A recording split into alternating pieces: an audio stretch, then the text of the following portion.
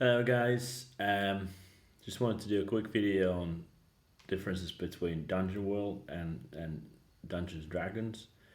This was one of the recent encounters I've run in Dungeon World, and there's a few things. It's just a very simple encounter in a sense where there's two trolls trying to have a bit of a barbecue with a couple of innocent villagers that have pinned down under their log, and then we got a bunch of heroes. We got the typical wizard, rogue, ranger, barbarian, and cleric here.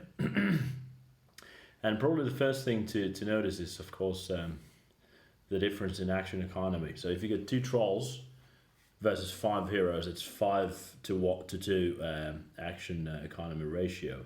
And that's a bit problematic in going in turns and initiative, because you essentially will have more actions for the heroes to against the trolls, and thus the trolls get to do a little less than they should be, and that might even lead up in a situation where the trolls don't get to do much action at all before the heroes can kill them if they're fast enough. All right, but in a dungeon world situation, that's kind of balanced differently. You got each hero, when they take an action, there's always a chance of the enemy taking an action against them.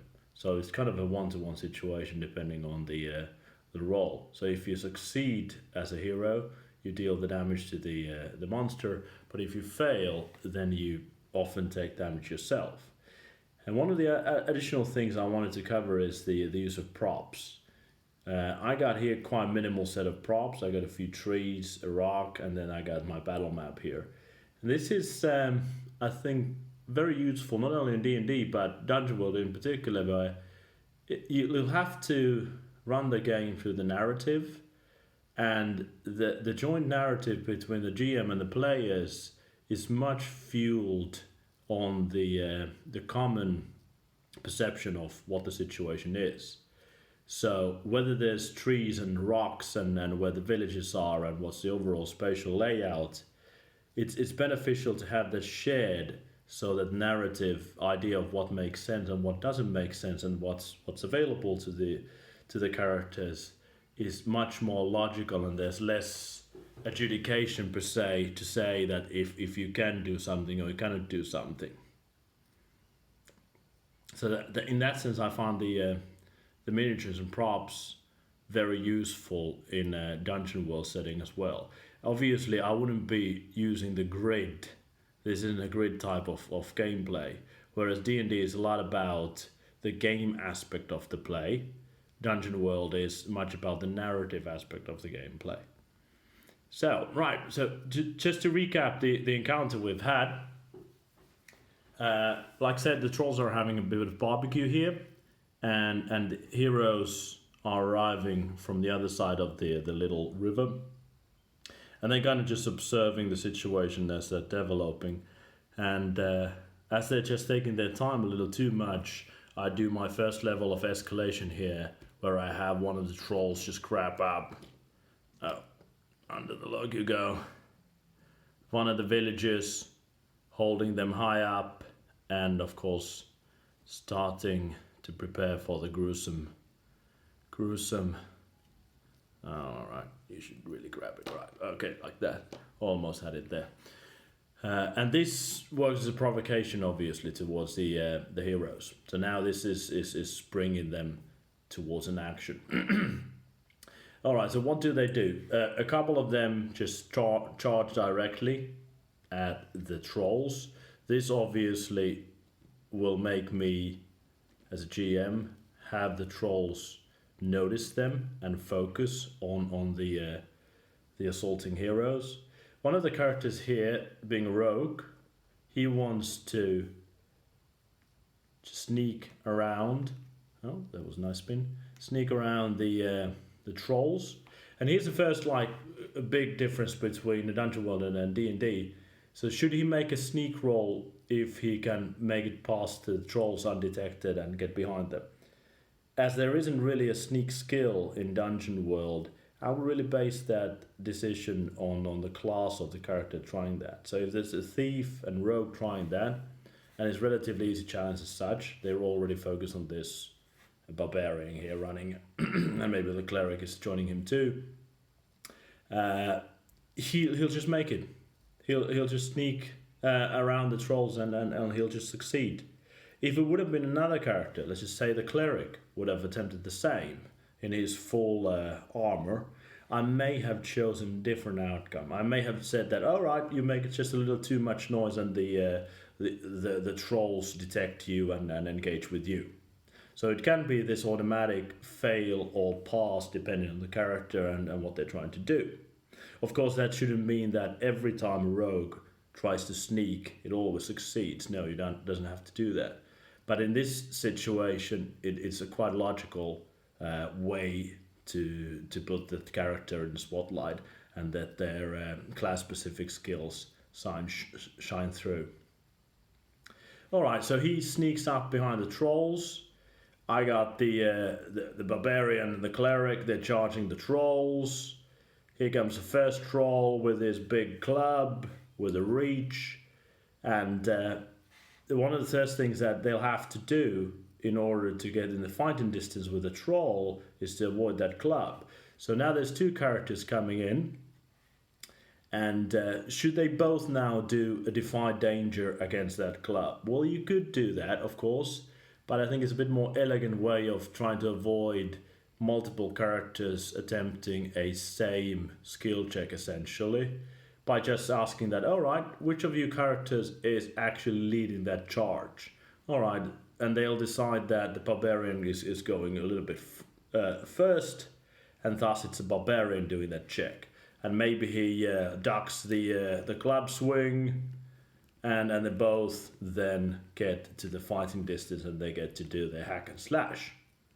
And like said in the Dungeon World book, it's all about giving the spotlight where the action and cinematics are happening. So I just had the rogue sneaking behind the trolls. I had these two characters getting into fighting distance with one of the trolls. Maybe the other ones is charging these two guys here, and these guys are this one's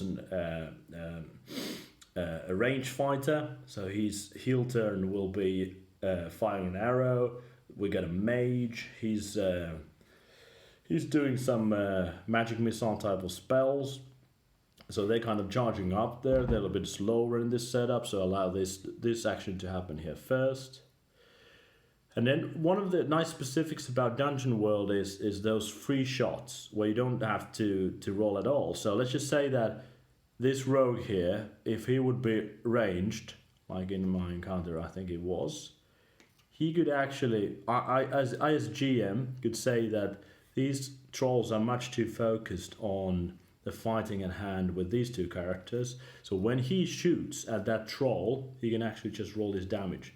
He takes that troll completely by surprise. Of course, it doesn't always work like that. Not every time you have your mini facing his back towards a character, it's not a surprise attack. We could imagine that these guys are just circulating around each other and so forth, and you can't take a free shot. But case by case, I think in this scenario it works pretty nicely that you reward that sneaking with a couple of free shots. Of course, a free shot missing or hitting, that might end up the troll being attacking you after that. All right, a few other things here. I think it was a mage. He did a spout law check about the trolls, failing that tremendously. And here's a nice thing about Dungeon World, because you can derive the narrative out of that failure quite hard or soft as you please. And in this scenario, I actually made it happen so that he had a false memory about if you really move silently in front of a troll, they can't see you, so they can't spot your movement. This was obviously false information, and I as a GM moved the character very close to the troll, and having him react to the troll's attack. So this is a kind of nice way to use law failure in a combat scenario where it puts you in the right direct danger. Of course, you should always have a monster appear or a trap spring when the law check is failed. But in this scenario, in this action focused setting, the law check failure worked in that respect quite nicely. Alright, the ranged guy here is just shooting arrows, nothing special about it. And another, I think, a very memorable failure was that the cleric guy, he tried to do a cure light wounds, or cure wounds, whatever that's called, on the barbarian, who had already been quite battered fighting the troll. But like I said, as they kind of going back and forth and circulating around each other, he failed on his check.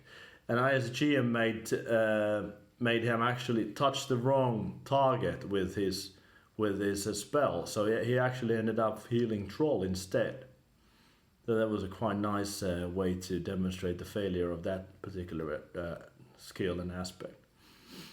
Here's a fire burning here, and trolls are obviously afraid of fire. So the rogue guy, he was smart enough to go and have his arrow lit, and then shot the fire arrow at the trolls, having some extra damage to it.